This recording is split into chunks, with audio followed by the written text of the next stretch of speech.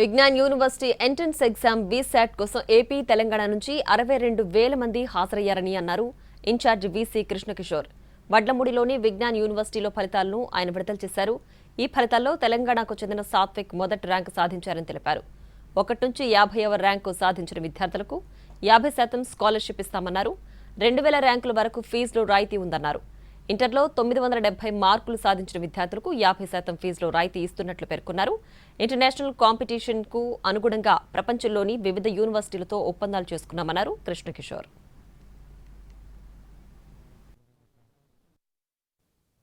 Apply చేశారు. వాళ్ళలో 41,000 మంది ఉత్తీర్ణులు అయ్యారు. అలాగే విజ్ఞాన్ ఎంట్రన్స్ వీసాట్ రిజల్ట్స్ లో టాప్ 50 స్టూడెంట్స్ కి మేము 50% స్కాలర్షిప్స్ ఇస్తాము. అలాగే 200 లోపు వాళ్ళకి 25%, 2,000 లోపు వచ్చిన వాళ్ళకి 10% ఇస్తాం. ఇదే కాకుండా మేము అదర్ మెరిట్ ఆధారంగా కూడా మా స్కాలర్షిప్స్ ఇస్తాము. సుమారుగా లాస్ట్ ఇయర్ 48 కోట్ల స్కాలర్షిప్స్ ఇచ్చాము విద్యార్థులకి. మెరిట్ బేస్డ్ మరియు వెనకబడిన తరగతుల విద్యార్థులకు కూడా మేము స్కాలర్షిప్స్ ఇచ్చాము.